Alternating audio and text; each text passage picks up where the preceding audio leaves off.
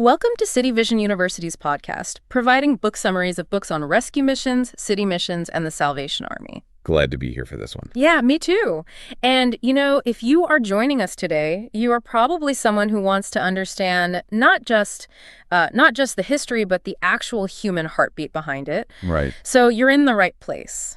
Because today, we're taking a deep dive into a concept that, honestly, it completely changes how you view a functioning society. Oh, absolutely. I mean, think about what happens when a city is just devastated. Like maybe it's a natural disaster, or in the case of our sources today, the aftermath of a massive catastrophic war. Yeah, the immediate human instinct is always to focus on the tangible stuff. Exactly. You look at the rubble and you think, okay, we need architects, we need structural engineers, we need, thousands of tons of steel and brick. Right. Concrete. Yeah, concrete. We need to physically rebuild. It's the most natural assumption in the world. Yeah. You look at physical ruins and you just assume the solution is purely physical. Right. You pour a new foundation, you put up new walls, you get the plumbing working again, and boom, the problem is solved.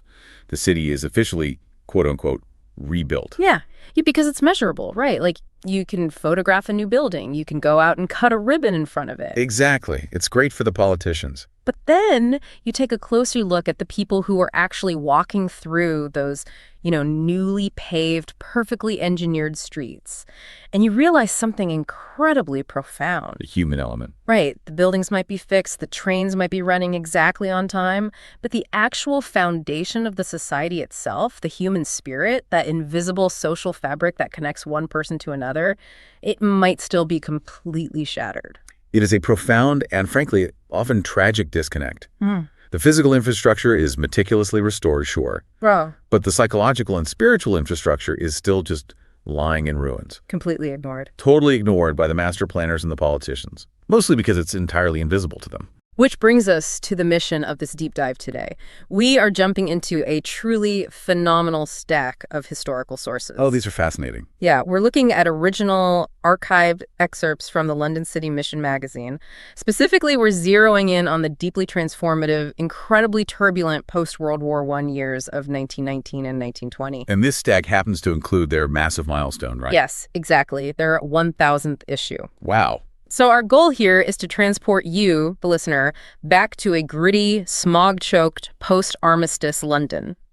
We want to uncover how a grassroots, hyper-localized army of pioneer street missionaries attempted to rebuild the shattered soul of the British Empire. And not from a high pulpit either. No, not at all. One alleyway, one crowded pub, and one face-to-face conversation at a time. And diving into these pages, it is genuinely like opening a time capsule. It really is. It perfectly captures the anxiety, the fragile hope, and just the sheer bone-deep exhaustion of a world that is desperately trying to find its footing after surviving the most devastating conflict in human history up to that point. Okay, so to truly grasp what these missionaries were doing, we have to start by setting the macro-historical stage. Right, we need context. Exactly. Before we get into the boots-on-the-ground work of the London City Mission, which we'll probably just refer to as the LCM from here on out. Good call. So before we get into the LCM, we have to understand the contradictory, paradoxical world of 1919 London that made their work so absolutely critical in the first place. Paradoxical is really the only word for it, because when you read the sources from 1919, they're constantly referring to it as Armistice Year. Right. The war to end all wars is over. Exactly. The Great War is finally over. And so the surface level of these magazines and the culture at large is just full of national thanksgiving. You have victory parades, massive celebrations. A profound collective sigh of relief. Exactly. The empire survived. But running right underneath that national triumph is a shockingly harsh reality on the home front. The juxtaposition is just jarring. You have these huge victory parades on the main thoroughfares, but then you look at the numbers detailed in these texts regarding the actual living conditions of the working class, and they're just staggering. Truly grim. They document that over 1 million people in the metropolis of London alone are living in overcrowded, horribly dilapidated slum conditions. 1 million people. 1 million people. The magazines specifically point to areas like North Kensington and Bethnal Green, and the language they use to describe these areas is fascinating. Yeah, they don't hold back. They don't just call it a poor neighborhood. They use this highly evocative classical term. They call these slums the social Avernus. Yes, Avernus being the mythological volcanic crater in Italy that the ancient Romans believed was the literal physical entrance to the underworld. Wow. Okay, that is not a term you just throw around lightly. No, it's not. But that is exactly how the observers of the time viewed these slums, as a literal descent into hell. That paints quite a picture. And the conditions in places like the Brady Street area in Bethnal Green, they were considered so historically dire, so far beyond standard poverty, that Queen Mary herself actually made a highly publicized visit just to see it firsthand. The Queen went to the slums. Yes. The establishment was suddenly being forced to look at the rot beneath the floorboards. And the military draft system really ripped those floorboards up, didn't it? Oh, it blew the whole thing wide open. Because the texts talk a lot about this tension between a rising, optimistic, cultural push, what they termed the life and liberty movement. Right, which was all about new beginnings and progressive reconstruction. Yeah, but then there's the undeniable grim reality of what the military draft boards called C3 citizens. Yes, the C3 citizens. I want to dig into that because C3 pops up a lot in these sources. From my reading, that meant these guys were basically the bottom of the barrel for the military draft. Yeah. But was that purely a physical health assessment, or was there like a moral judgment baked into that classification as well? So it was overwhelmingly a physical classification on paper, but in the social commentary of the time, the physical and the moral were deeply intertwined. Okay, that makes sense. In the British military drafting system during the war, C3 was the official medical category for men who were deemed entirely unfit for any form of active military service. So they couldn't serve at all. Right. They were at the absolute bottom of the health, fitness, and physical development scale. We're talking about severe malnutrition, chronic respiratory diseases from the coal smog. Stunted growth from childhood poverty. Exactly. And the sources highlight the revelation of these C3 numbers as a brutal moment of national reckoning. They had to face the reality of their own workforce. Yeah, because the LCM points out a devastating statistic here. The proportion of men deemed completely unfit for military service in Britain actually exceeded the number in any of their allied nations. Oh, wow. That is a phenomenal wake-up call for an empire that prides itself on global dominance. Absolutely. I mean, they won the war, they defeated the Central Powers, but in the process of mobilizing their population, they discovered that the very core of their working-class citizenry was suffering from profound systemic decay. Exactly. The war acted like a massive, unavoidable magnifying glass on domestic issues that the elite classes had successfully ignored for decades. They couldn't look away anymore. No. And as you hinted at, the LCM and other observers didn't just see this as a lack of vitamins. They viewed the physical decay as an outward manifestation of a deeper spiritual and moral decay. And the sources back that up with a really chilling discovery made by the frontline chaplains who were serving in the trenches in France and Belgium. The chaplains' reports are wild. Yeah, these chaplains were expecting to minister to the troops, right?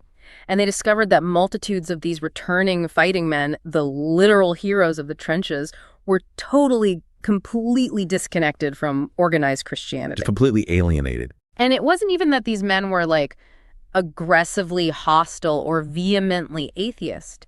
It was worse. Religion was just completely alien to them. They were entirely unreached by the traditional church structure. It's a complete failure of the institutional church. Yeah. The chaplains realized that the grand, beautiful cathedrals of London, with their polished pews and highly educated clergy, had absolutely zero cultural crossover with the men living in the social Avernus. Two totally different worlds. Exactly. The church had waited for the working class to come to them. And as a result, an entire generation grew up without any connection to it. Which brings us to the core philosophy of the London City Mission that is so heavily exposed in these 1919 pages. Right, their whole reason for existing. Because at this time, all the political and social leaders of Britain are talking endlessly about Reconstruction. It's the buzzword of the era. Oh, it's everywhere in the text. But the political idea of Reconstruction was purely 100% material. Right, brick and mortar. The politicians are arguing for better housing, higher wages, shorter working hours. And you would think a city mission would be cheering that on, right? Like, yes, fix the slums. You'd assume so. But the LCM magazine actually argues vehemently against this purely material approach. They do, and it's a fascinating socioeconomic debate to read. The LCM isn't arguing that better housing is bad, but They are arguing that it is fundamentally insufficient on its own. Right. They are aggressively pushing back against the prevailing political theory that environment solely dictates behavior. I found their specific argument on this brilliant, actually. They use an extreme example to make their point. The Park Lane analogy. Yes. They claim that if you take an idle, shiftless population, a population that has been hollowed out by addiction or generational despair, and you simply physically relocate them into luxury housing. Right. They use Park Lane, which was like the absolute pinnacle of wealthy London real estate at the time. They argue you wouldn't solve the problem, you wouldn't magically create a thriving middle class, you would just turn Park Lane into a slum. It sounds incredibly harsh to modern ears, I know. But we have to look at the mechanism of their logic. Okay, let's unpack this. Because it's like trying to put a fresh coat of paint on a house with a crumbling foundation. Exactly. They are identifying that dilapidated houses are very often the external index of dilapidated lives. Wow. Dilapidated lives. Yeah. The LCM is asserting that individual internal spiritual regeneration is the absolute prerequisite for any permanent social reform. You have to fix the inside first. Exactly. You cannot build a new utopian world out of unchanged, fundamentally broken people. Social reconstruction, they argue in these pages, absolutely must begin with a spiritual new birth. They treated the slums not like a charity case where you just drop off a check, but almost like a localized infection. That's a good way to put it. You can't treat an infection by standing far away and putting a new, expensive shirt over the wound. You have to inject the antibiotic directly into the bloodstream. Right. But I have to push back a little on their philosophy here, based on what we see in the field notes. Okay, go for it. Did the LCM completely disregard material poverty? Because, it's very easy to stand on a soapbox and say spiritual regeneration is all that matters to a crowd of people who are literally starving. Sure. Did they just walk through the Brady Street slums telling people to pray their hunger away? Or did they recognize that spiritual and physical poverty are locked in a vicious feedback loop? That is a crucial distinction to make, and the sources provide a very clear answer here. Okay, good. While they made it abundantly clear that spiritual reform was the primary objective, the ultimate cure, if you will, they were highly pragmatic about the physical reality. They weren't blind to the suffering. Not at all. They understood you can't preach to a man who is actively starving. The magazines record that they were heavily involved in active material relief. What kind of relief? For instance, they organized massive free dinners for poor children in areas like Shadwell. We're talking about serving heavy meat and vegetable stew to hundreds of severely malnourished children every single week throughout the bitter winter. Hundreds of kids. That's a huge operation. It was. They distributed thousands of articles of cast-off clothing. They provided what were called surgical aid letters, which helped the poorest citizens get necessary medical appliances they could never afford on their own. And beyond just food and clothes, they were directly tackling the localized issues causing the poverty, right? Specifically what they termed the drink menace. Oh, the drink menace is central to their work. They saw alcohol addiction as the primary catalyst that was fueling both the spiritual ruin and the material poverty of the slums. Exactly. The pub was the center of working class life, but it was also the financial black hole of the slums. Yeah, that's a tough combination. Men would get their weekly wages and spend a massive percentage of it at the public house before they ever made it home to their starving families. So the family starves while the dad drinks the paycheck. Exactly. The LCM recognized that you couldn't achieve spiritual regeneration without breaking that physical, chemical addiction. And you couldn't break the addiction without addressing the despair that drove man to the drink in the first place. It's all connected. So they absolutely addressed the physical environment, but they always viewed it as a pathway to or a consequence of the deeper spiritual condition. Which transitions us perfectly into understanding their actual strategy. Right. Because if you truly believe that the foundation of society is crumbling, and you know for a fact that the traditional church has completely alienated 1 million people living in the slums. You have to change tactics. Yeah. You know that ringing a church bell on a Sunday morning is a completely useless strategy. The working class isn't going to suddenly put on a suit and walk into a cathedral. Never going to happen. The institutional church failed. So what do? You have to become an insurgent. Yeah. You have to go to them. Okay. The LCM recognized that the people had, to quote the texts, no use for the clergy. Wow. Just flat out. Yep. The traditional clerical collar was viewed with deep suspicion as a symbol of the upper classes who had sent them off to die in the trenches. Oh, that makes so much sense. Therefore, the missionaries had to completely bypass the traditional structures They had to intentionally infiltrate the secular, often hostile sanctums of working-class London. And this infiltration strategy is where the history reads like an undercover operation. It really does. The LCM deployed roughly 300 missionaries across the massive sprawl of the city. But they weren't just wandering aimlessly down random streets handing out pamphlets. No, highly targeted. Yeah, they were highly tactical. The sources detail that 18 missionaries were specifically and exclusively assigned to public houses, the taverns in the borough of Marylebone alone. To really appreciate this, we have to reconstruct the physical and social environment of a 1919 London public house. Okay, set the scene for us. This is not a quaint modern pub serving craft beer. Right. This is a smoky, dimly lit, deafeningly loud room. It is packed wall to wall with men who have just come off grueling, dangerous manual labor shifts at the docks or the factories. And they're drinking heavily. Heavily. And many of these men are struggling with profound trauma from the war, deep poverty, and severe alcohol addiction. It's a powder keg. And into this hyper-masculine, volatile, alcohol-fueled environment walks a single missionary.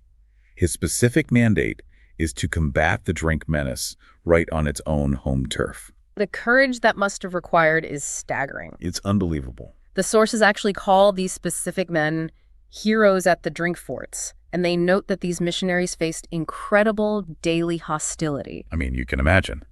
They had to scale these environments with what the text proudly calls more than British pluck. That's a great phrase. It really is. Because it's one thing to preach in a quiet room where everyone agrees with you. It's entirely another to try to talk a drunken, traumatized man out of spending his last shilling on gin while his friends are hurling insults at you. And it wasn't just the pubs where they embedded themselves. They went after the massive industrial sectors as well. Right, the factories and rail yards. Look at their highly specialized work with the railwaymen. The sources indicate the LCM had a mandate that reached 50,000 railway workers across the metropolis. 50,000. And there's one absolutely incredible story buried in these sources that highlights exactly how this industrial infiltration worked. Oh, the Softly story. Yes. It's about a missionary named J.F. Softly. In the fall of 1919, Britain experiences a massive, highly contentious railway strike. Right, a huge deal at the time. The entire national infrastructure is basically paralyzed. The tension between the working class and the government is at a boiling point. So, Softly, this lone missionary, goes down to the massive railway yards at Stratford early on a Saturday morning, right when the strike is kicking off. Alone. And he finds himself facing a highly agitated, angry crowd of 4,000 striking workers. It is hard to overstate the volatility of that moment. 4,000 angry guys. Yeah. You have 4,000 men who are furious about their wages, furious at the government, and highly suspicious of outsiders. The air is thick with grievance and, frankly, revolutionary tension. Yeah, they're ready to riot. Exactly. The Russian Revolution had just happened a couple of years prior. So the idea of a violent workers' uprising wasn't theoretical, it was a very real fear. Right. So Softly is standing there, and one of the workers in the crowd calls out to him, challenging him directly. Putting him on the spot. The worker essentially demands, "Whose side are you on? What's your attitude toward us men?" It's total trap. Complete trap. If he sides with the government, they'll likely beat him up or throw him out. If he sides with the strike, he violates his own mission's strict political neutrality. Right, he can't win. But Softly doesn't flinch. He doesn't give a nuanced political answer. He yells right back at the crowd, "I'm still your missionary." It is a brilliant, immediate subversion of their expectations. That's a good answer. He refuses to be drawn into the class warfare narrative. He anchors his entire identity in his relationship to them. And the psychological effect of that response on the crowd is amazing. They loved it? They really did. The workers don't just tolerate him, they actually make him the chairman of the impromptu meeting. Unbelievable. This lone missionary stands up before 4,000 angry, striking men, refuses to back down or change his message, and preaches to them daily throughout the duration of the strike. And they cheered him. Yeah, the text specifically notes that he was cheered by the strikers for sticking to his text. What is so vital to understand here is the underlying mechanism of their strategy. Which was? This is pure guerrilla evangelism. Okay. The LCM was not trying to build a new denomination. The sources constantly emphasize that they were an interdenominational ally to all traditional churches. They weren't poaching members. Exactly. Their sole mandate was to target the massive demographic that was entirely missed by traditional clergy. And the specific reason a man like J.F. Softly could stand in front of 4,000 striking, furious rail workers and be met with cheers instead of violence is that the missionaries had mastered the specific cultural language of the working class. They spoke their language. Yes, they were, as the text proudly states, men of the people. And the level of specialization they achieved is just astounding. It wasn't a one-size-fits-all approach. Right. Highly tailored. For example, they had a missionary named Philip Belsham who spent 26 years working exclusively with the London Fire Brigade. 26 years. He embedded himself so deeply into their specific subculture that he was highly respected by the chief of the brigade himself. He was basically one of them. Exactly. And Belsham didn't just hand out generic tracts. He created a highly specific Fireman's Almanac. Oh, that's smart. It was a publication that specifically honored firemen who had lost their lives in large metropolitan fires. He knew their culture, he honored their unique sacrifices, and by doing so, he earned the absolute right to be heard. And the infiltration extended far beyond the industrial yards and the fire stations, too. Where else did they go? They recognized that to reach the entire population, they also had to enter the rapidly growing entertainment industry. Okay, like theaters. Yes. The sources note that LCM missionaries had secured access to 34 theaters and 120 cinemas across London. That's a huge footprint. But again, look at how they operated. They weren't standing on the stage preaching to the audience. They were operating in the wings. Backstage. Back in the shadows, talking to the scene shifters between acts, having quiet conversations with the orchestra musicians before the performance, speaking with the review girls while they waited for their cues. Just slipping right into their daily routines. Exactly. The text observes that the gospel is at home in all places, never out of place. But logically, I have to stop and ask here, how on earth did these guys avoid getting completely pulverized? It's a fair question. I mean, you're approaching tough, exhausted people in highly secular, sometimes extremely hostile environments. Strikes, pubs, backstage at a busy theater. If a modern person tried to do that today, they'd be thrown out by security or yelled out of the building in 5 minutes. Oh, instantly. So what was their actual tactic for survival? The magazines explicitly credit their survival and their success to a specific psychological posture they called sanctified common sense. Sanctified common sense. I like that. It's a great concept. The missionaries underwent rigorous screening and training to exhibit profound tact, infinite patience, and most crucially, a sharp sense of humor. Humor was key. Absolutely. The sources note that the working class populations they targeted were highly, almost aggressively intolerant of anything that felt coldly professional or unreal. So if a guy showed up speaking with an upper-class accent, wearing clerical robes, and giving a rehearsed theology lecture, he was immediately rejected. Instantly. They didn't dress like traditional clergy. They offered a firm, brotherly hand grip and a genuine, unpretentious attitude. Just normal guys. Exactly. They absolutely refused to be drawn into endless theological wrangling or pedantic debates about words. They met these men and women exactly where they were, using a strategy of shared humanity rather than moral superiority. To truly grasp the power of this sanctified common sense, we need to zoom in from the macro-level statistics. All right, look at the individuals. We've talked about the massive crowds, right? The 4,000 striking workers, the 50,000 railwaymen. But the real pulse of this deep dive is found in the intimate, one-on-one encounters that these missionaries rigorously recorded in their field notes. The micro-histories. Yes. Reading these micro-histories is phenomenal because it strips away the grand historical narrative and shows you exactly how human change actually happens. These field notes are undeniably the emotional core of the historical archive. They really are. Because the statistical volume of their work alone is staggering. The sources document that the missionaries averaged 72 specialized visits a week each. 72 a week. And collectively, they recorded over 615,860 distinct religious conversations in a single year. That is mind-boggling. Over 500,000 conversations. But human brains aren't built to comprehend 500,000 conversations. It's the highly specific individual stories that bring the sheer scale of that effort to life. Let's look at a few of these specific field notes to see how they navigated this. There's the story of the Canadian soldier. Oh, this one is really touching. The text describes a scene in a London military hospital. You have to picture the environment, right? Wards filled with the horrific aftermath of trench warfare. It must have been awful. Men dealing with amputations, mustard gas burns, and profound shell shock.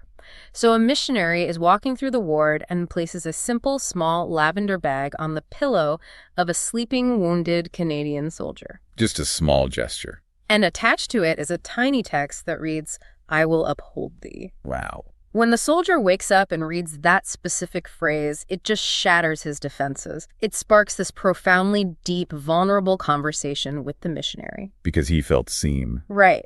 And out of sheer, overwhelming gratitude for the momentary peace he found in that interaction, this wounded soldier actually offers the missionary one of his 5 ranches back in Canada. An entire ranch. An entire ranch. He promises to fund and build a church there if the missionary will just return with him. It's an incredible interaction. And it speaks volumes about the deep, invisible psychological wounds these soldiers were carrying. It wasn't just physical. No, this man wasn't just physically wounded. He was emotionally untethered, stuck in a foreign capital, far from home. He was desperate for a message of stability. He needed someone to uphold him. Exactly, an assurance that something divine was going to uphold him when his physical body had failed. The fact that he was willing to give away a massive estate in exchange for that spiritual comfort, it shows you the sheer depth of the void these missionaries were trying to fill. And it wasn't just the soldiers. You have stories of profound domestic isolation, too, like the story of Lottie from Bethnal Green. Oh, Lottie's story is heartbreaking. It is, but it perfectly illustrates the extreme localized focus of the mission. Right. The text describes her as a completely helpless, crippled young girl living deep in the slums.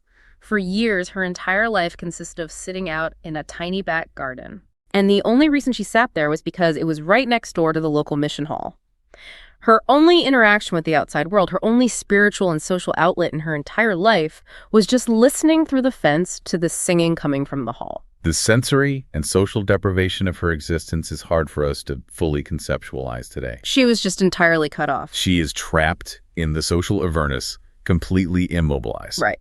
And then finally, on the first Sunday of the new year, the mission orchestrates for her mother to actually carry Lottie physically inside the hall for the very first time. Finally brought inside. And the missionary records in his notes that as she sat inside, her face was beaming with delight. That's beautiful. It is. It's not a story of a massive political revolution. It's a tiny, quiet, almost invisible moment.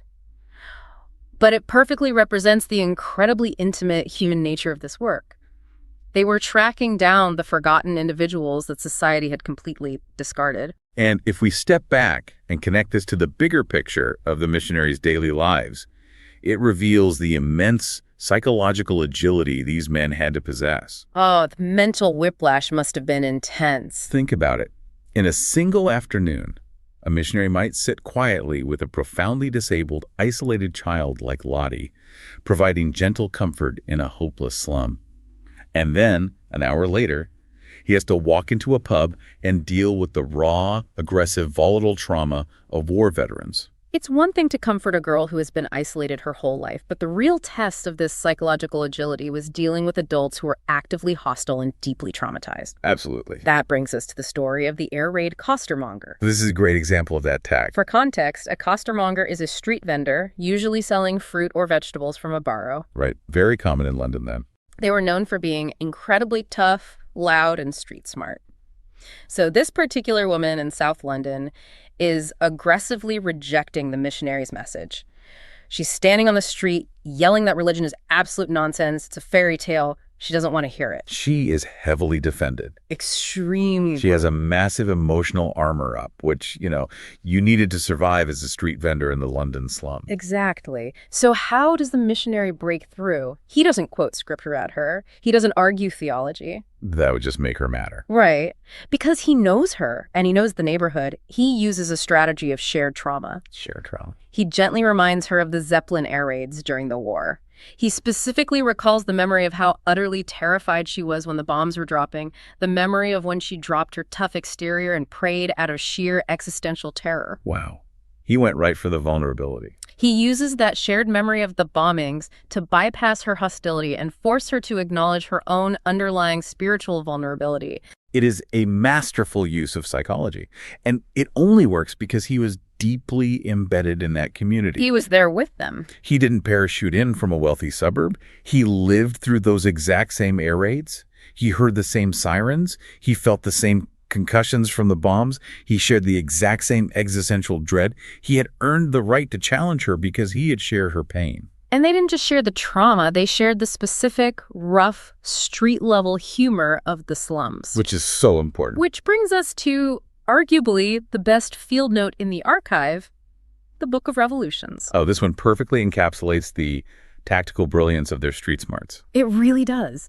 So the scene is Whitechapel. A missionary is walking the streets and encounters a small crowd. In the center, there's a man loudly bragging, trying to hustle a half-crown bet out of another guy by showing off his supposed vast biblical knowledge. A classic street hustle. Yeah. The bragger loudly claims that the entire First World War, the rise of the German Kaiser, all of the geopolitical chaos, it was all specifically predicted in the Bible. The second man is skeptical and asks, oh yeah, where? And the braggart confidently puffs up his chest and replies, in the Book of Revolutions. Confidently inventing a book of the Bible that sounds vaguely like Revelation, but tailored perfectly to the political anxiety of 1919. Exactly. So the missionary is standing there, watching this hustle. Now, a coldly professional clergyman would step in and deliver a stern, pedantic lecture about the actual canon of Scripture and the sin of gambling. And everyone would just roll their eyes and leave. But this missionary knows the crowd. He relies on that sanctified common sense. Without missing a beat, he pulls his own physical Bible out of his coat, hands it directly to the braggart in front of everyone, and simply says, prove it, show it to me. I love that. And the braggart immediately realizes he's been caught by a professional. He physically backs away, refusing the book, and mutters to the laughing crowd that he doesn't work on Sundays. It is brilliant, spontaneous street comedy. But look at the mechanism beneath the joke. What do you mean? He doesn't alienate the crowd with a lecture. He calls the man's bluff with good-natured, sharp humor. By doing so, he instantly earns the respect of every cynical onlooker on that street corner. He showed he could hang with them. He demonstrates that he's not a fragile, easily offended religious elite. He can take a joke, he can dish it out, and he belongs on that street just as much as they do. I want you, the listener, right now, to just pause and imagine the sheer emotional and cognitive toll of living that reality every single day. It would be exhausting. Averaging 72 specialized visits a week, you are constantly pivoting. You go from the hushed trauma of a hospital ward to a quiet slum garden with Lottie, to a volatile pub full of drunks, to a street corner argument where you have to be sharper and funnier than a professional hustler. The whiplash is intense. I was looking through these stats and thinking, there's no way a human being can sustain this. Do the sources show these missionaries experiencing what we would call burnout today? Oh, absolutely. Because relentlessly exposing yourself to the social avernus has to break you down eventually. They absolutely broke down. The sources from 1919 don't use our modern clinical term burnout, but they explicitly and frequently acknowledge the massive, crushing physical and emotional drain of the work. What do they say? The texts bluntly state that even a few months of such work are sufficient to tax the energies and strength of the most earnest and the strongest. Just a few months? Yeah. They describe the missionaries as constantly going down into the depths, operating at close grips with the absolute worst of human suffering and the powers of evil. They were basically acting as uncredited social workers, grief counselors, and addiction therapists, all rolled into one in the worst conditions imaginable. Exactly. And the organization recognized the danger.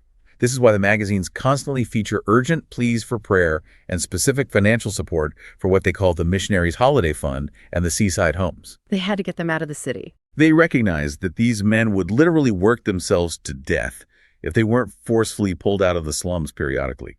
They desperately needed to be sent to the coast, away from the smog and the misery, just to physically and mentally recover from the crushing weight of their daily environment. It is an incredibly heavy burden to bear. And what's fascinating is the dichotomy of how this work was viewed. The different perspectives. Yeah, because while the missionaries themselves were hyper-focused on these individual face-to-face interactions, trying to save one specific soul at a time in Whitechapel or Bethnal Green, the civic leaders and the politicians of London were looking at the exact same missionaries through a vastly different, highly geopolitical lens. Yes, this is where the narrative shifts from the intimate microhistories to the grand macropolitics of the British Empire. The politicians had their own motives. The politicians, the wealthy donors, the Lord Mayor of London. Yeah. They did not view the London City Mission merely as a quaint religious charity.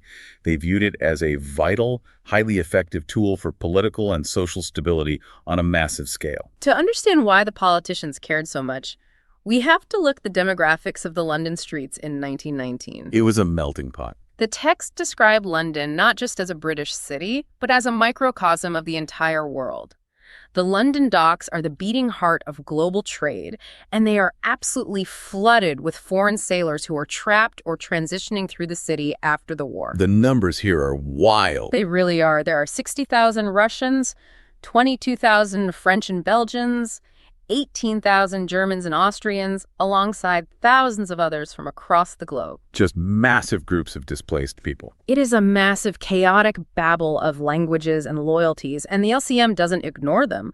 They deploy 10 highly specialized missionaries who collectively speak 12 different languages to work exclusively down at the docks to meet this specific international population. And we absolutely must place this in its immediate historical context. Yeah. It's 1919 and 1920. Right after the war. And the Bolshevik Revolution in Russia has just successfully, violently overthrown the Tsar in 1917. Oh, right. The fear of communism. Exactly. Europe is a literal powder keg. Empires have collapsed, borders are being redrawn, and the sources from this period are highly overtly concerned with the rapid spread of what they call extreme socialism, Bolshevist doctrines, and the very real, very terrifying threat of revolutionary violence among the British working class. They thought it was going to spread to London. The elite aristocratic establishment in Britain is terrified that the violent unrest sweeping across the European continent is going to ignite in the tinderbox of the London slums. The sources don't even try to hide this fear. It's written plainly in the magazines. They're very open about it. At the Mansion House Conversazione, which, for anyone who isn't steeped in early 20th century British high society, is essentially the most elite high society networking event hosted by the Lord Mayor of London at his official residence. The top of the top. You have these incredibly wealthy men in tuxedos standing under chandeliers discussing the slums, and the civic leaders at this event explicitly publicly praised the LCM for saving England from a violent revolution. The historical parallels they draw at that event are very telling. What do they compare it to? The text reaches back a few decades to quote Lord Shaftesbury regarding the widespread European revolutions of 1848. He basically asserted that while thrones were violently toppling all over Europe, England was saved solely by the deeply rooted religion of its working people. Ah, so religion kept the peace. The establishment in 1919 viewed the LCM as the modern firewall against Bolshevism. If the LCM can keep the working class focused on spiritual regeneration and peaceful morality, they won't pick up rifles and march on Parliament. It is a fascinating, almost uncomfortable dual identity. And to be perfectly clear for you, the listener, as we analyze this, we are maintaining absolute political impartiality. Right, just reporting the history. We are not endorsing or condemning the political fears of the 1920s British establishment, and we certainly aren't taking sides on the economic theories or labor disputes of the time. We are strictly reporting how the historical sources of the era framed the situation. But looking at how they framed it is incredible. It really is. To the missionaries shivering on the street, preaching at Tower Hill, or outside the gates of the massive Woolwich Arsenal, the goal was fiercely, intimately personal, saving an individual man's soul from despair. But to the politicians. Right. To the politicians reading the missionaries' statistical reports in their comfortable offices, this work was, to quote the text directly, an effective political force. It creates a fascinating internal tension.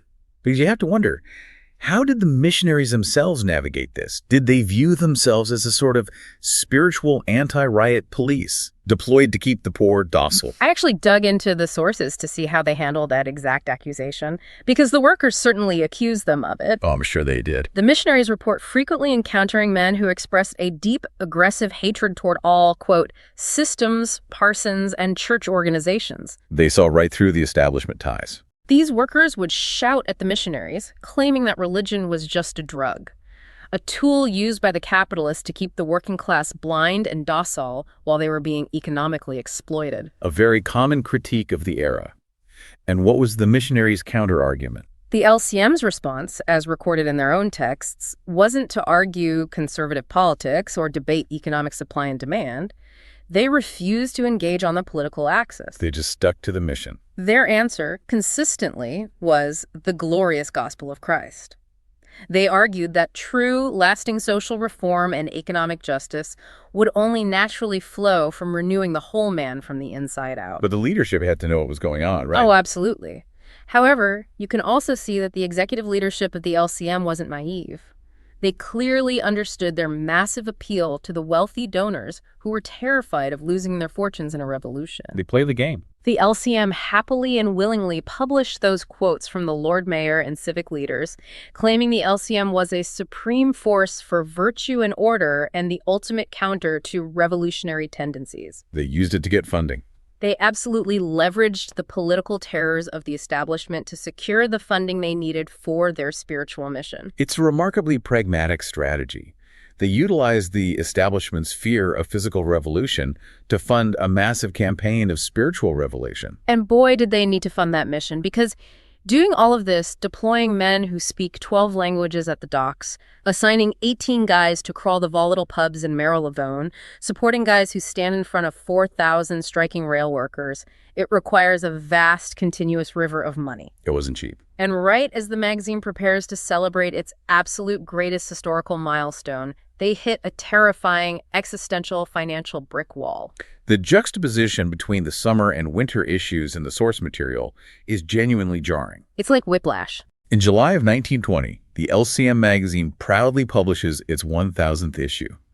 It is framed as a moment of immense, undeniable triumph. A huge celebration. They use the occasion to trace their roots all the way back to their founding on May 16, 1835, by a passionate young Scotsman named David Naismith. The July issue is packed with glowing, congratulatory messages from lords, influential members of parliament, and high-ranking bishops. Even the king, right? Yes.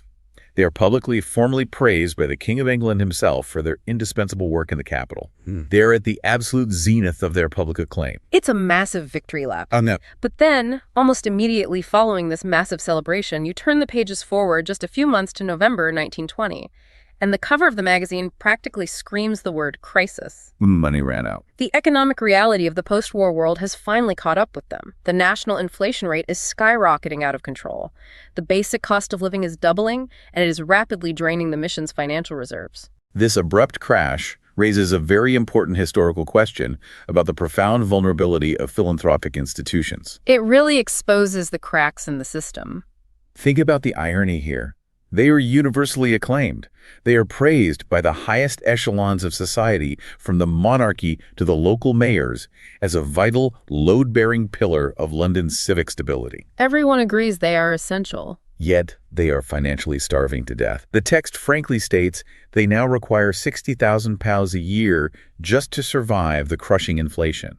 An astronomical sum for the era. It is incredibly frustrating to read. It's like a brilliantly crafted, critically acclaimed indie movie that goes to the festivals and wins every single award. All the critics write glowing reviews about how important the film is, but then it goes completely bankrupt at the box office because none of those critics actually bought a ticket. That's the perfect analogy. Everyone was praising the LCM, but the daily donations had dried up.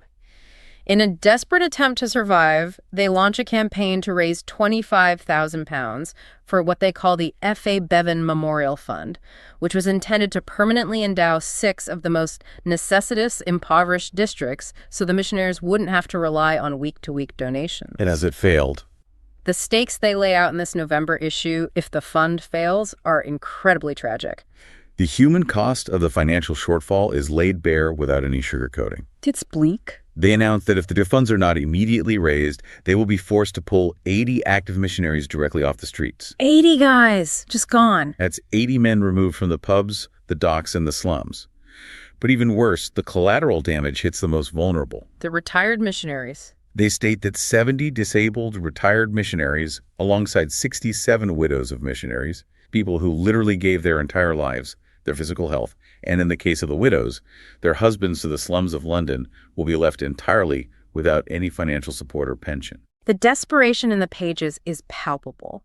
You're flipping through these magazines, reading high-minded, beautifully written theological discussions, reading incredible stories of miraculous conversions and societal transformation, and then suddenly there is a prominent ad begging the readers to please buy Fleet fountain pens. Fountain pens. The ad explains that if you buy this specific pen for 5 shillings, a tiny fraction of a few pennies will be directed to the mission. It is heartbreaking. Selling office supplies to survive. They are reduced to trying to sell office supplies to keep their widows from starving in the winter.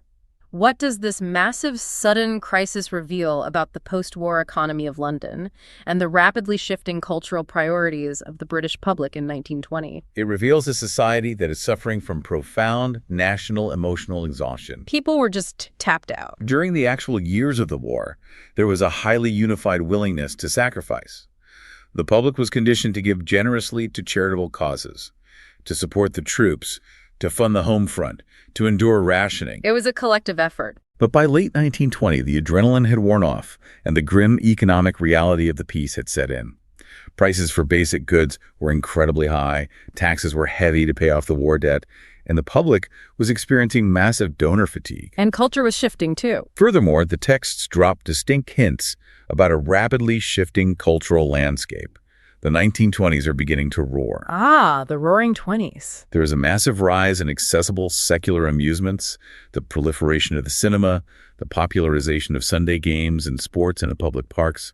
The public's attention, and more importantly, their disposable income, were being heavily diverted toward escaping the post-war gloom through entertainment. They wanted to forget about the slums. As a result, institutions like the LCM, which dealt explicitly with the grim, unglamorous reality of the slums, found themselves struggling desperately to capture that diverted wealth. It's a sobering reality check on how history actually operates. It proves that you can have the most effective, brilliant, boots-on-the-ground organization in the world. And all the right endorsements. You can have the absolute backing of the Lord Mayor. You can have a flawless legacy stretching back unbroken to 1835. But if the daily, weekly, unglamorous donations dry up because the middle class is squeezed by inflation, the entire vital machine grinds to a halt. Exactly. And the historical texts from late 1920 end right on that unresolved, anxious tension. Do they say how it turns out? The magazines are just crying out for sacrificial giving. They are leaning heavily on the sheer faith that their localized spiritual work is simply too vital to the physical and spiritual survival of London to be allowed to fail. They throw themselves on the mercy of the public. Okay, let's pull all of these historical threads together. We have journeyed through a truly incredible, multi-layered slice of history today. It's been quite a ride. We started by looking at the macro politics of post-WWI reconstruction, analyzing that deep philosophical tension between the politicians wanting to build luxury houses and the LCM pointing out the spiritual reality of the social Avernus. And then we stepped out of the broad history and into the physical smoke of the Marylebone taverns. We stood right alongside J.F. Softly as he faced down 4,000 striking, furious railway workers in the yards of Stratford, armed with nothing but sanctified common sense. We examined the incredibly intimate microhistories, the deep psychological agility required to gently comfort a crippled girl like Lottie in Bethnal Green, and then immediately pivot to match wits with a cynical, defensive costermonger, or publicly dismantle a street corner hustler with a joke about the Book of Revolutions. We saw how the massive geopolitical terrors of European Bolshevism caused the wealthy elite to suddenly view these humble street preachers as the ultimate civic stabilizer. Right. And finally, we looked at the jarring cold water reality of the 1920 financial cliff edge, where all that vital society-saving work was severely threatened by the simple, brutal math of post-war inflation and shifting cultural attention. The realities of funding. So after unpacking all of this history, I want to bring this right back to you, the listener. Think about your own context. When you walk through your own city today, when you commute past the major transit hubs, when you walk past the crowded bars, when you drive through the forgotten neighborhoods or see the encampments under the overpasses, do you see the invisible workers? That's a great question. Do you recognize the modern-day equivalents of these 1920s missionaries? The social workers, the street medics, the community organizers, the local faith leaders who are quietly, daily, exhaustingly trying to hold the fraying social fabric together, usually without any public fanfare, and almost always without proper funding. Looking at 1919 London really forces us to look at ourselves and ask a fundamental question. What is the true foundation of a functioning society? Is it merely the physical infrastructure, the roads, the fiber optic cables, the supply chains, or is it the invisible interpersonal, moral, and spiritual connections between the citizens who live there? Which brings us to a final provocative thought I want to leave you with. The London City Mission believed, down to their very bones, that the only way to reconstruct a broken, fragmented society was through intense, face-to-face, deeply interpersonal connection. And crucially, it had to happen in the physical, often dirty, uncomfortable spaces where people actually lived and worked. They didn't do it from a distance. They didn't broadcast their message from a safe, comfortable distance. They walked directly into the hostile pubs. We live in a highly digital, technologically isolated 21st century. We constantly try to solve complex social problems from a distance through apps, through viral hashtags, through remote algorithms, and distant policy debates. It's also disconnected now. So the question is that kind of localized, deeply personal, face-to-face intervention that the LCM practiced permanently lost to history? Or is it exactly the radical, gritty, human approach that our modern, digitally disconnected cities are desperately starving for? That's something to think about. You can look at a modern metropolis, and the glass towers look absolutely perfect. The structural engineering is flawless. The trains run on time. But if you look closely at the people walking in the shadows of those towers, you have to ask yourself, is the foundation of the human spirit holding strong? Or are we, a century later, still just putting a fresh coat of paint on a crumbling ruin? Thanks for taking this deep dive with us.